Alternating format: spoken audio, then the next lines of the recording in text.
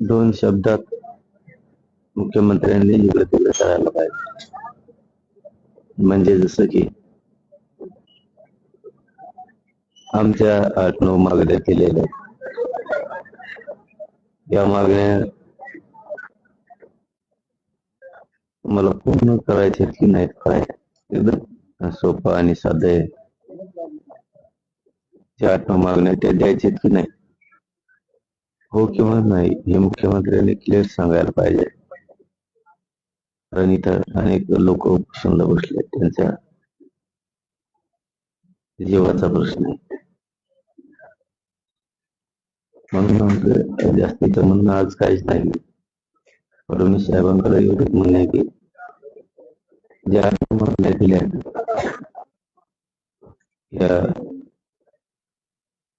याची अंमलबजावणी करणार आहेत का नाही हा किंवा नाही पद्धतशीर सांगावं.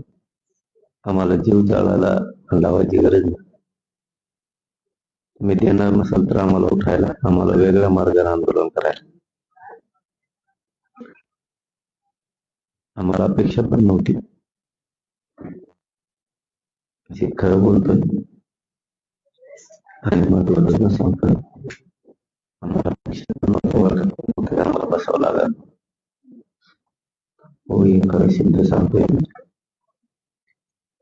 आम्हाला प्रश्न करण्याची वेळ ही वाटत सुद्धा नव्हतं.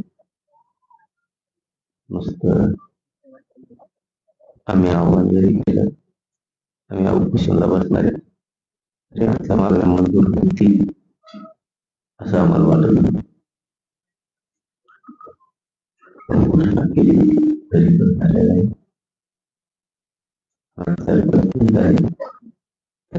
याचा अर्थ मुख्यमंत्र्यांची सरळ सरळ भावना आमच्या लक्षात यायला जास्त बोलण्यापेक्षा आम्हाला त्यांना जास्त बोलायचं नाही. आमचं आज स्पष्ट मुलांना म्हणणं आहे की 1-2 घंट्यात कळूया स्पष्ट मुख्यमंत्री सांगून टाका हा मागण्या देणार आहेत की नाही आम्हाला उपोषण सोडून जाईल. मला वाटत पण आम्हाला उपोषण करण्याची वेळ पण हरकत नाही, वाटत नव्हतं की आम्हाला उपोषण करावं लागलं. ठीक या माध्यमातून अनेक नियती त्यावर मला काय बोलायचं माझं म्हणणं एवढंच बसले त्याच्या जीवाचा प्रश्न आहे. जसे मी माझ्या जातीच्या कल्याणासाठी पावलं मागं पुढं सरकू शकतो, तसं माझ्या जातीसाठी मी मागं पुढं सरकत असताना माझ्या स्वार्थासाठी मागं पुढं सरकत मी ठाम असतो माझ्या मनात. माझ्या जातीसाठी जर मी 4-2 पावलं मागं पुढं सरकू शकतो कारण जातीचं कल्याण होईल म्हणून, बाकी काय त्याच्यात आता बेमाने दगाबाटका जर होतोय तर मी 5 वर्ष सुखाने सत्ता सुद्धा खाऊ देणार नाही सुद्धा मुख्यमंत्र्यांच्या लक्षात. मला ना खरं सांगतो जास्त बोलायचं नाही, मला एवढं मुख्यमंत्र्यांना विचारायचं दोन शब्द सांगून टाकायचं तुम्ही आमच्या 8-9 मागण्या त्याची अंमलबजावणी करणार आहे की नाही म्हणून सांगा किंवा हा म्हणून म्हणजे आम्हाला आमचं उपोषण सोडायला आम्हाला कोणाला जीव जाळायला नको.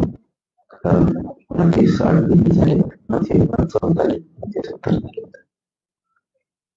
माझ्या बाबतीचा जीव जायला कारण तुम्ही उलट्या काळजात दिसतायत असं वाटायच्या आत मुख्यमंत्री उलट्या काळजात दिसतोय असं वाटायच्या आत दोन शब्द सांगून टाका मुख्यला काही विचारायचं नाही आम्हाला, तुम्हाला नाराज नाही काय नाही काय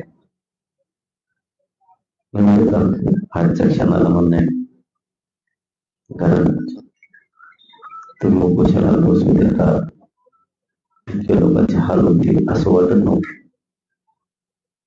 पण ठीक ही प्रक्रिया आहे, त्या प्रक्रियेमुळे एक आंदोलन आहे, आंदोलनाच्या भूमिका तुमची भूमिका सांगा असे वेळी मेल्यावर सांगत आम्हाला 10 दिवसांनी काय सांगायचे आणि आज काय सांगायचं, 10 दिवसांनी काय सांगायचं आणि आज काय सांगायचं तुम्ही आजच तुमची भूमिका 1-2 घंट्यात डिक्लेअर करा मुख्यमंत्री फडणवीस. वेळ काढून तोंड लपवू नका. तुम्हाला सगळ्या गोष्टीला टाइम आहे आणि एवढ्यात मराठ्यांच्या आंदोलनात बोलायला टाइम नाही का? काही म्हणणं नाही आमचं. तोंड लपवू नका. स्पष्टपणे 1-2 घंट्यात किंवा संध्याकाळपर्यंत सांगून टाका. मी जे स्वतःतून मागणे त्याची अंमलबजावणी करणार आहेत की नाहीत, म्हणजे आम्हाला आमचे उपोषण सोडून द्यायला आणि दुसऱ्या मार्ग करायला. कारण आम्ही तुम्ही जर का संध्याकाळपर्यंत आम्हाला सांगितलं मुख्यमंत्री देवेंद्र फडणवीस साहेबांनी मी देतोय तुम्हाला किंवा नाही देत, त्याची सांगायचं आम्हाला उपोषण सोडून दुसरे मार्ग करायला. तुमच्यात काही गैरसमज असेल तर सोडून द्या मुख्यमंत्री साहेब. 5 वर्ष सुखाला सांगतात तुम्हाला खोटा लागणार. तुम्ही जर मराठ्याला सोडून दिलं नाही तर एवढा शब्द सांगतो आणि तुमची संध्याकाळपर्यंत वाट बघून तुम्ही आमच्या आत्मा मागण्याबद्दल हा किंवा नाही अंमलबजावणी करणार एवढं परिचय सांगावं, म्हणजे आमचे जीव वाटते लोकांचे. आम्ही आमच्या दुसऱ्या मार्गाने आंदोलन करतो. मग तिथून पुढं तुम्हाला वेगळ्या भाषेत सांगतो काय सांगायचंय, काय करायचंय, काय नाही, आम्ही काय करू शकतो, मराठी काय नाही करू शकत. मला आज फक्त त्या भानगडीत जायचं नाही, एवढंच मुख्यमंत्र्यांना माझी विनंती की मी विनंती करत नाही, पण पहिल्यांदा करायला तुम्ही सांगून टाक मराठीच्या 8-9 मागण्या आहेत, तुम्हाला त्या अंमलबजावणी करायची का नाही करायची. परदेशी सांगून मोकळ्यावर तोंड लपवू नका. कारण आम्हाला मराठ्याला कळणं गरजेचं आहे. आमचं मारेल कोणी, आमचा दुश्मन कोणी, आमच्यावर करायला कोण येणार. धन्यवाद.